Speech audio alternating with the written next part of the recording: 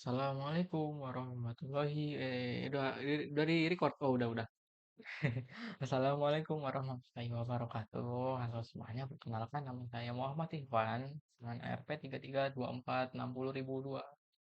Jadi saya pengen menjelaskan tentang tugas hari ini sebagai bukti kalau saya sudah belajar. Ya nggak bukti doang sih. Ya adalah penerapan yang saya eksperimenkan di sini gitu ya. Dari tentang eh Python for Relational Data SQL database ya kan. Nah, relational database. Jadi di sini tuh saya ada tugas exercise latihan yang intinya itu pertama kita bikin program yang menggunakan SQLite untuk mengeksekusi database-nya. Terus the database must consist of minimum two table which are related each other.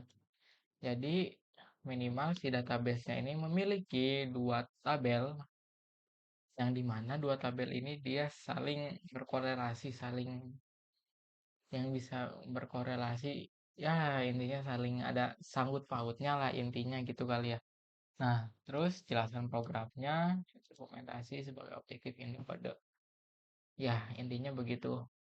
Nah, sebelum melanjutkan ke kodenya, di sini pengen klarifikasi dulu untuk tema yang saya ambil kali ini nggak jauh dari yang teori kemarin. Kemarin itu menggunakan sekolah-sekolahan juga kan, tentang intinya itu tentang sekolah gitu. Nah, di sini aku pengen kayak versi dari Ikhwannya itu gimana sih untuk kayak lebih menyempurnakannya lagi. Aslinya bisa aja eksperimen yang lain, cuma masih sedikit ragu untuk diri Iwan yang saat ini. Jadi mungkin pas ngerjain Ikhwan juga adalah ngambil beberapa dari modul teori kemarin. Langsung aja ke kodenya. Nah, ini aslinya tadi udah take video, cuma aduh Bang, aduh. Jadi udah take video, cuma ada notifikasi yang tak terduga itu bocor ke recordnya, jadi ulang lagi deh. Oke, mulai dari awal. Yang perlu kita mulai itu kita perlu library-nya dulu. Di sini library-nya SQLite 3 sesuai permintaan dari si soalnya tadi kan ya, SQLite database. Nah, lanjut lagi, thread. Gelap kali layarnya. Import SQLite 3. Ini aslinya nggak usah diinstal dulu VIP gitu ya, nggak usah diinstal kayaknya. Soalnya emang udah ada dari sononya gitu. Nah, terus apa lagi ya?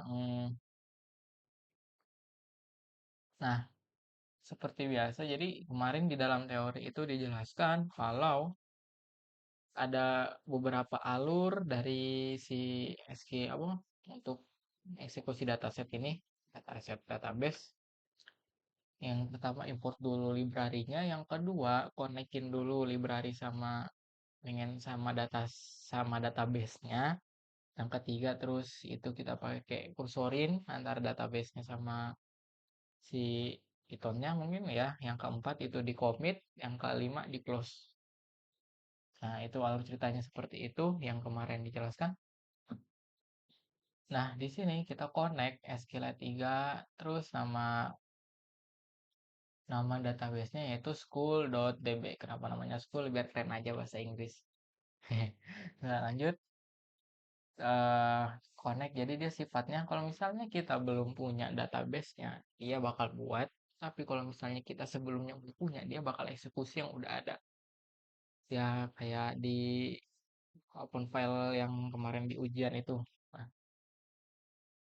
terus kursor sebagai eksekusi nanti di dalam database-nya nanti. Nah, kan kan ini namanya connect, thread connect untuk eksekusi si school DB-nya. Jadi ibaratkan gini nih, kita punya pentablet, pentablet nih. Nah, pentablet ini itu si kursornya itu dia sebagai apa kelihatan nggak? Sebagai pulpennya, makanya sebagai alatnya gitu. Nah, kita menggambar di database-nya atau si tabletnya ini. Nah, terus kita ngegambar-gambar itu ada query-query-nya juga. Jadi setiap garisan itu ada query-nya. Dan kursor ini sebagai pen-nya, terus si connect database-nya ini dia sebagai tabletnya itu, si nya itu. Ya layar sentuhnya lah. Lanjut, karena kita sudah tadi ngekursorin, udah punya pensilnya atau pennya, ya pulpen itulah kurang lebih namanya.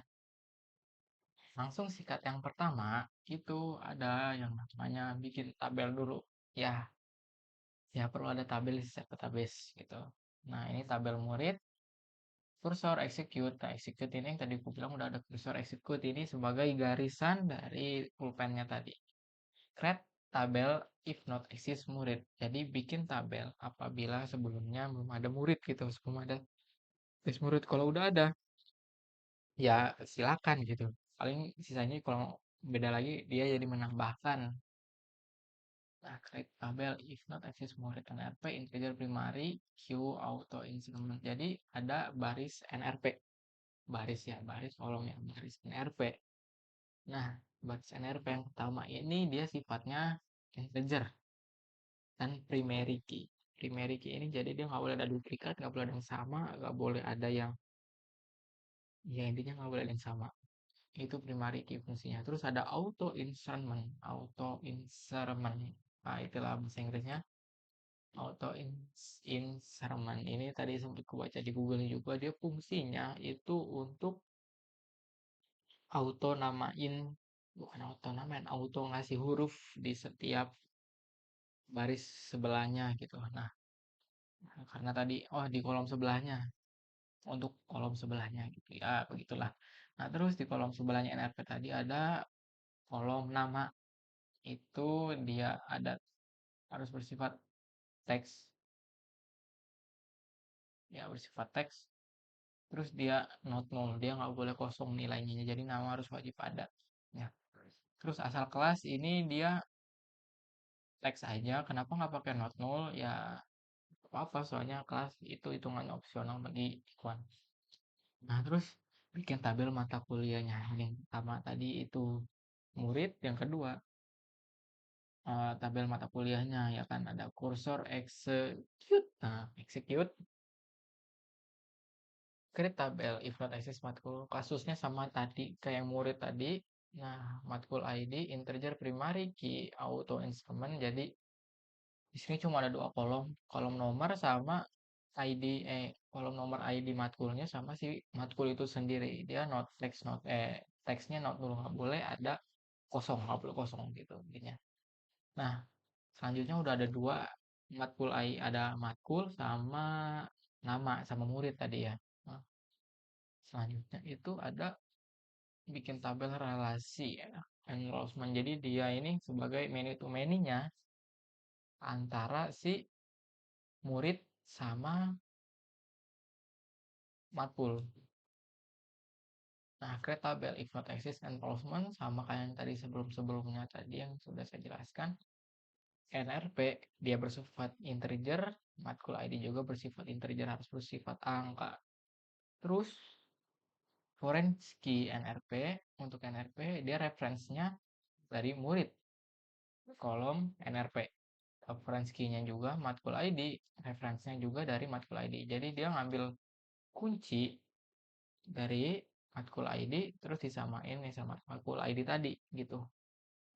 Ini yang bikin dia jadi many to many. Jadi satu mahasiswa boleh mengambil banyak mata kuliah ID, tapi mata kuliah ID boleh juga disikat sama banyak siswa juga gitu. Kurang lebih seperti itu. Nah, terus input data murid. Ini murid data, murid data, murid data. Ya, murid data masuk dia sebagai list ini kan. Sebagai ini list atau apa namanya ya? Lebih list kali ya atau tuple ya, nggak tahu namanya ini list. Nah, kursor execute many, karena ini execute many itu dia kalau nggak salah sifatnya boleh menambah banyak asalkan dalam satu tabel gitu. Nah, ini dalam satu tabelnya dia eksekusi yang murid data. Jadi bilang murid ini sebagai data, terus ya murid datanya dimasukin ke baris tabel murid. Nah, ada variabel nama, asal, terus value-nya dia pakai tanda tanya. Ini namanya kalau nggak salah kemarin dibahasnya itu parameter binding.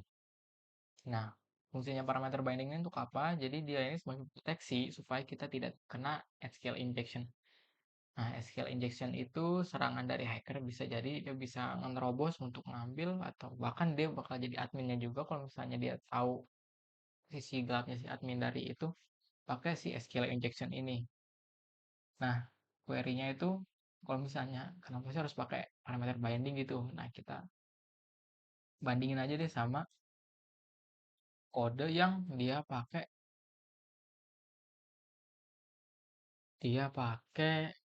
variabel, dia nggak pakai binding tadi. Ini kan nih values-nya dia pakai ini langsung kan, pakai variabel itu kan values-nya, nilainya.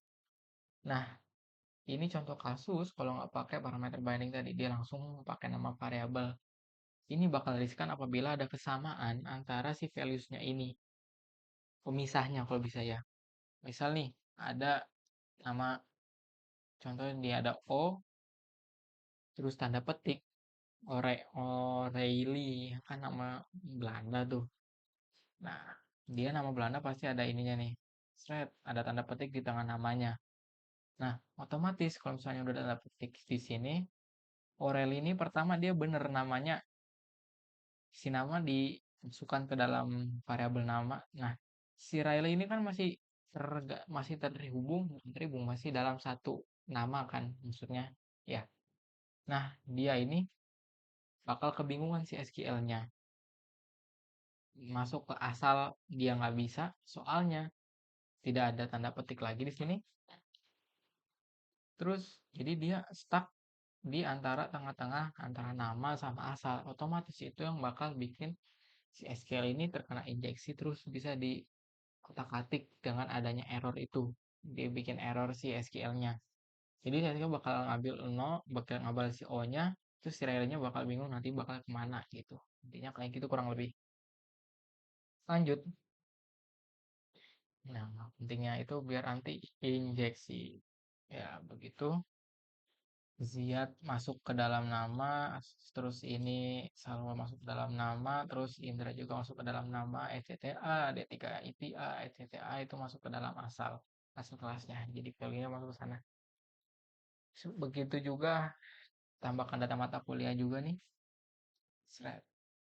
Execute to many juga dia pakai, soalnya ya seperti yang tadi saya bilang, execute to many itu dia dalam satu tabel tapi dia bisa banyak masukin apa ya, peranannya, pion-pionnya masukin ke dalam tabel itu.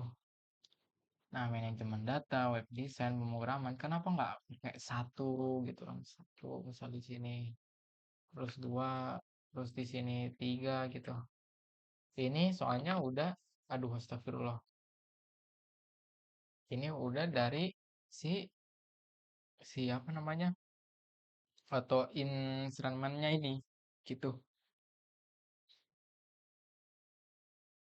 Jadi foto instrumennya ngisi kolom yang pertama yang ID matkul, terus sebelahnya manajemen data, terusnya kayak gitu sampai terserah mau ditambahin sampai mana gitu.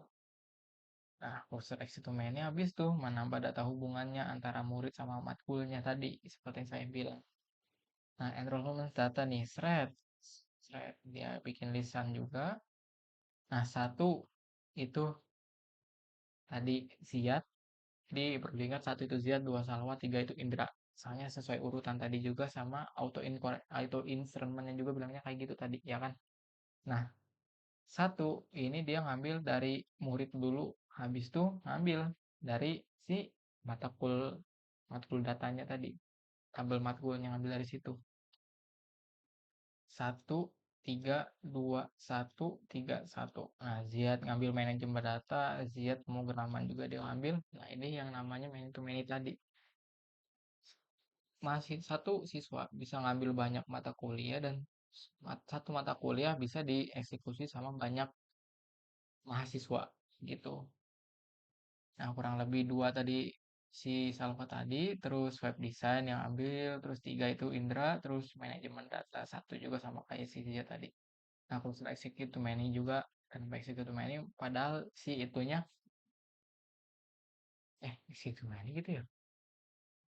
Ya, execute to many Nah, insert into enrollment, dia NRP ngambil dari matkul sama korelasinya NRP sama matkul, terus masukin sama datanya tadi. Nah, connect commit, tadi sesi tahap keempat. Nah, untuk melihat semuanya, ini dia data gabungan dari 3 tabel, kita pakai print. Ini print ini sebagai penghias aja, pemanis ya, jadi dia ada text today, tulisan kayak judul gitu kurang lebih. Nah, cursor execute-nya diaktifkan buat eksekusi satu tabel. Namanya tabel kan ya? Ah, itulah, 2 tabel kan. Ya, namanya tabel. Hmm.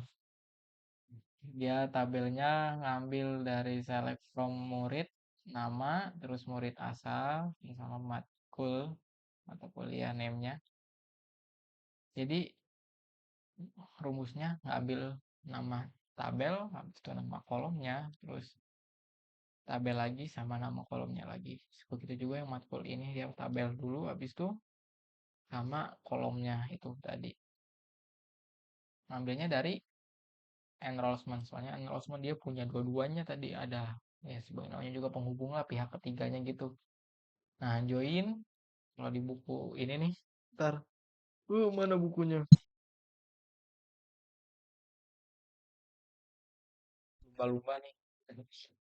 Jadi lumba-lumba. Join murid on enrollment, jadi nampilin murid dengan NLP sama mata kuliah tadi. Terus fetch all, ini dia bakal mampirin semuanya, ngelihat semuanya yang kita pengen kasih tunjuk itu dari si join ini. Fetch all menampilkan semua, terus ngeprint namanya row, ini bakal ngadain looping. Nah, ini bakal banyak sih, soalnya tadi aku nge-spam juga. Nah, kita sikat thread. Jeng jeng. Nah, daftar enrollment, aslinya dia cuma 3 ini doang sih. Thread 3 ini karena kena looping itu sih, jadinya ke spam ke bawah terus dia. Nah, jadi di School DB ini aslinya rusak udah di dalamnya gara-gara si looping ini. Thread, nggak tahu kenapa dikasih looping juga, ini solusi dari mana gitu ya. Thread. Nah, aslinya cuma 4 ini yang di insight seharusnya. Begitu. Nah, kurang lebih seperti itu dari kerja hasil saya. Nah, oh ya, kesimpulannya. Kan kesimpulan sih lebih ke arah alurnya. Tadi sebelum ngelipin juga udah sempet gambar-gambar juga kayak gini. Asik menggambar dulu. Jadi pertama kita punya 3 database, itu ada murid, terus ada enrollment sama kelas, ada 3. Tabelnya ada 3. Nah, di murid ini dia include ada NFP, ada sama nama juga, sama di sini juga ada kelas. Kelas. Ada kelas juga seharusnya di sini. Nah, kelas. Ini aslinya matkul sih, ini seharusnya matkul. Nah, matkul ini terdiri ada web, ada manajemen data juga. Nah, karena kita punya ini dan punya ini, aslinya bisa sih tanpa adanya enrollment, cuma dia bakal panjang. Aslinya tidak fleksibel juga buat ke eksekusi database-nya juga. Jadi nggak lincah lah istilahnya. Bukan kurang gitu ya, kurang fleksibel aja sih, bilangnya kayak gitu. Jadi kita perlu pihak ketiga, yaitu enrollment-nya ini. Buat menyambungkan antara si matkulnya ini sama muridnya ini. Jadi misal ada satu NRP Ziat, terus ada web. Nah, yang bikin mereka jadi satu itu, syarat mereka jadi satu itu adalah pertama tadi kan gini kan, thread. Ini NRP sama ini si muridnya tadi. Begitu kurang lebih. Nah, sekian dari saya. Apabila ada kurangnya, mohon maaf dan dimaklumi. Terima kasih. Wassalamualaikum warahmatullahi wabarakatuh. Arigatou gozaimashita. Sie. Terus apa lagi? Thank you semuanya.